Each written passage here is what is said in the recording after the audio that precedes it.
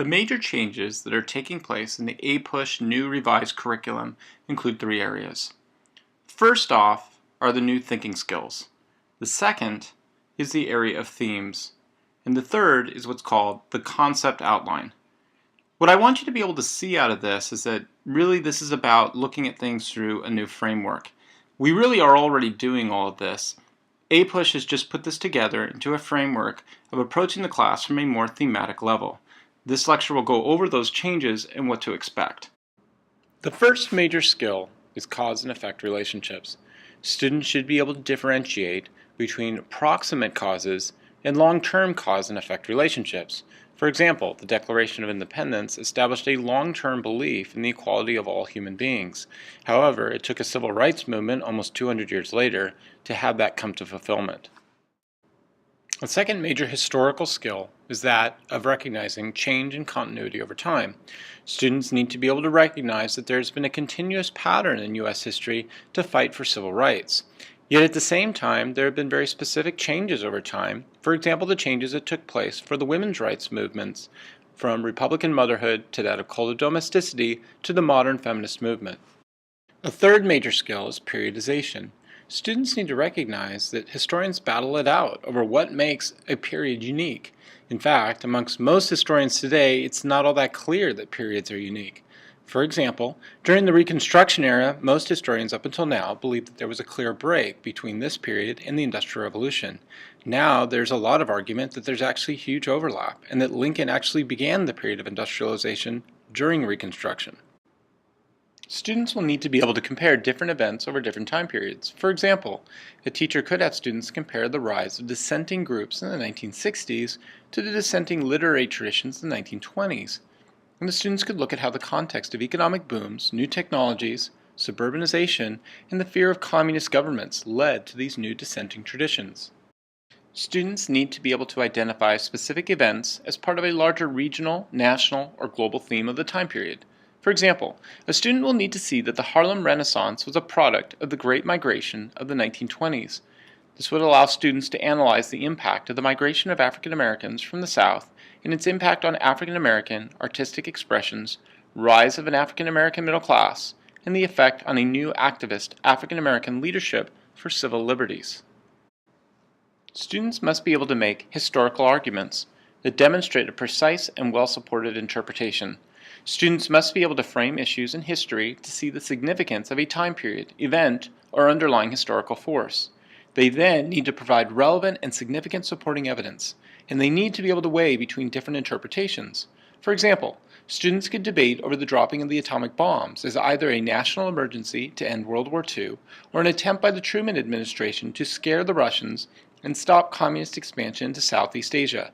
This would require the use of primary and secondary resources, and students would have to provide specific reasons why one interpretation is more preferable. Another major skill is the appropriate use of historical evidence. Students will use skills to both analyze and assess historical evidence. Students need to evaluate primary source evidence from multiple levels. Some students mistakenly stop at paraphrasing primary source arguments. This simply accepts what a historical author is saying without critical analysis. Students now must ask about the audience, point of view, tone, and limits to the author's argument. For example, students can analyze Truman's speech to Congress on the Truman Doctrine and ask if his fears of communist expansion were really accurate.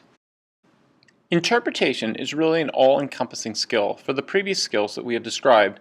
In many ways, an interpretation is calling students to reshape their understanding of history. Instead of seeing history as a science of gathering facts, students are asked to see history as competing interpretations. We evaluate these interpretations based upon the evidence and opinions that we have, and students try to make commitments to a particular way of viewing the nation based upon the overall evidence that they can accumulate. The last major skill is synthesis. This may be the hardest skill for students to understand. Students must be able to take a concept, idea, or theme from one era and apply it to another. For example, I have my students apply the national security concerns of the John Adams administration to the Patriot Act of 2001. This is a new skill that is especially required in the DBQ writing. The first theme is identity. This theme focuses on how different groups view themselves as Americans, both in unique and similar ways. For example, we can make the argument that all groups in America have similar values of democracy, civil liberties, and a belief in innovation and competition. However, there are also significant differences in the changes of identity due to African Americans' fight for civil liberties, women's fight for equal rights, immigrants' experiences of xenophobia, gay people's fight for inclusion, etc. We will need to both provide an understanding of the common identity and the differences within that common framework. The second theme is work, exchange, and technology. This theme provides a broad area for analyzing changes in technology, innovation, and labor systems. The theme asks us to challenge students with seeing how economic forces have led to major changes in technological development. Also, students will look at how migrational changes led to new forms of labor. Some of these systems of labor include free movements, and some include more restricted movements like slavery and indentured servitude. This brings up theme number 3, peopling. This theme focuses in on movements of people. The theme looks at the changes for people due to their migration from outside the country and within the country. Also, the theme looks at how people's identities changed as the borders crossed them. The fourth theme is politics and power.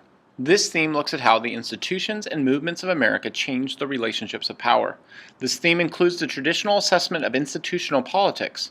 This will include an analysis of the philosophy about the branches of government. And this includes the debate over what the role of the centralized government and states' governments are in American politics. The fifth theme is America and the world. Students will look at how the philosophy of American government in relationship to the rest of the world has changed. This is an excellent opportunity to discuss the context and philosophy of neutrality and how this has changed over the centuries into active American leadership in the world. This can be evaluated both contextually for the reasons for change, and this can be assessed as either a positive or negative force for America and the world by the criteria of democracy, open markets, and American leadership. Theme 6 is environment and geography. This theme looks at how geography and the environment have created different regions and influenced changes within the United States. The final theme, theme 7, is ideas, beliefs, and culture. This theme has students identify the major competing and similar philosophies and ideas in the American tradition. This theme is exciting because it provides us with the opportunities to teach a wide range of philosophies. It can include the traditional interpretations of our democracy and free markets, but it also can include the dissenting traditions found in American literature, social movements, and economic movements. The concept outline lays out how the units, themes, and key concepts interact with one another. The concept outline is organized by the 9 units that are provided, and each one of the units provides the important key concepts, themes, and illustrative examples. It is important to note that the examples that are given can be found in the course and exam description. These examples are in the gray boxes. The examples are not mandatory or required. The examples are suggestions that teachers can use to illustrate the points of a particular lesson or unit. This may cause some concern and worry. I'm sure that you are feeling the way that I did when I was told this for the first time. I wanted to teach every example listed for fear that the College Board and ETS were going to set up the test with every example. However, the multiple choice questions do not operate this way. Actually, the multiple choice questions must follow these criteria: learning objectives and themes, broad underlying forces of change, continuity, comparison, and contrast, and application of specific stimulus through readings, cartoons, or maps. So the good news is that different units are meant to be broad, thematic overviews of time periods.